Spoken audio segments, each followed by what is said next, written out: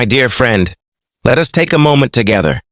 Just you and I, as though we are sitting in a quiet room, where the world outside has slowed to a gentle hush, and the soft golden light of the evening sun is streaming through the window, wrapping us in warmth and calm. Picture yourself at the age of 80, a milestone that many hope to reach but only some arrive at with grace, vitality, and joy. Too often people think of 80 as the end of the road, a time of frailty, decline, or loneliness. But what if I told you that this is far from the truth? What if I told you that 80 can be one of the most beautiful, fulfilling, and victorious chapters of life? Because the reality is simple. If at 80 you are still doing 3 very important things, then you, my friend, are not merely existing. You are winning at life in the most profound way. These 3 things are not about wealth, possessions, or the numbers in your bank account. They are not about titles or achievements written in history books. They are about the essence of living, the daily habits that keep your body strong, your mind curious, and your heart open. And so let us journey together through these 3 signs, gently, one step at a time, so that you may see not only the beauty of reaching this golden age, but also the roadmap for how to live each day now, no matter your age, with the hope that when you too reach 80, you will be thriving and not just surviving. The first sign, the one that cannot be overlooked, is movement. If at 80 you can still move your body, whether it is taking a simple morning walk, stretching your arms toward the sky, tending to your garden, or even swaying gently to the rhythm of your favorite song, then you are already ahead of the curve. You see, movement is more than exercise. It is the language of independence. Every step you take is a declaration to the world that your body is still carrying you forward, that you have not given up on life, and that life has not given up on you. Too many people at 80 find themselves confined to chairs or beds, not because they cannot move at all, but because they stopped moving long before they had to.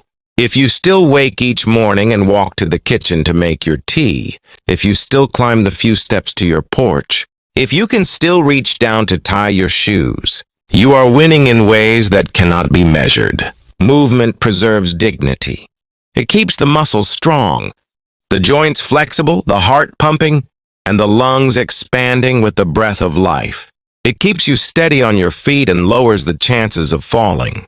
It allows you to live not in dependence on others, but in freedom. And freedom at 80, my dear listener, is priceless. So if you can still take those steps, still rise from a chair without help, still walk through the park with the gentle breeze on your face, know this: you are doing better than many, and you are winning at life. But movement alone is not enough. That brings us to the second sign, one that shines even brighter than the first: curiosity. At 80, it is not your wrinkles or your gray hair that show your true age. It is the state of your mind. And if your mind is still curious, still hungry for knowledge, still seeking, then you are young in the most important way. A curious 80-year-old is unstoppable. If you are still reading books that open new worlds, still solving puzzles that challenge your brain, still asking questions about how things work, or still picking up new skills, then your mind is alive, active, and sharp. You see, curiosity is the antidote to decline. It protects memory, keeps away the shadows of forgetfulness, and fills your days with excitement. Imagine an 80-year-old learning to paint for the first time, or practicing a new language, or even exploring how to use modern technology to stay in touch with loved ones. This is not only possible, it is happening all around the world. The human brain does not stop growing, adapting, or learning, even at 80, unless we allow it to. The mind is like a garden. If we water it with curiosity, it blossoms with ideas, insights, and joy. If we neglect it, it withers.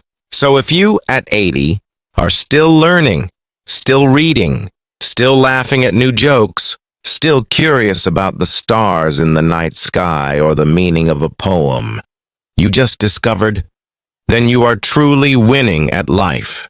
Now, the third sign is perhaps the most powerful of them all. It is the one that determines not just how long we live, but how well we live. And that is connection. At 80, you may no longer work long hours. You may no longer be chasing careers or material possessions. But what truly matters, the essence of happiness, is the love and relationships you nurture. If at 80 you are still surrounded by family, if you still receive phone calls from friends, if you still share laughter over a meal, or if you still take the time to sit on the porch and chat with your neighbors, then you, my friend, are richer than any millionaire. Human connection is the fuel of the soul. It prevents loneliness, which can be heavier on the heart than any illness. It brings meaning to each day, reminding you that your presence still matters, that your stories still inspire, and that your smile still brightens the lives of others. Too many people grow old and find themselves isolated, cut off from the world, sitting in silence with no one to talk to. But if you at 80 still hold the hands of your grandchildren, still receive visits from those who care, still laugh with old friends about the memories you made decades ago, then you are truly winning. Because in the end, life is not measured by how many breaths we take, but by how many moments take our breath away. And those moments often happen in the presence of others. So here we are, with 3 simple yet profound signs. If you can still move your body with ease, if your mind is still curious and learning, and if your heart is still connected to people around you, then you are winning at life. No matter what the calendar says. 80 is not the end. It is proof of endurance, of resilience, of having walked through storms and sunshine and still standing strong. And if you are not yet 80, let these truths guide you. Take care of your body today. Keep your curiosity alive. Nurture your relationships, so that when your own golden years arrive, you will not be left longing for what could have been, but will instead be celebrating what still is. And so, my dear listener, let me leave you with this thought. Every day you wake up and move, every time you learn something new, every time you share a smile with someone you love, you are already winning at life. Age does not define victory. Actions do. And if you are blessed to live to 80 and beyond, and you still carry these 3 signs within you, then you are not only alive, you are thriving, inspiring, and proving that life can be beautiful at every stage. So walk on, learn on, and love on. That, my friend, is how you win at life.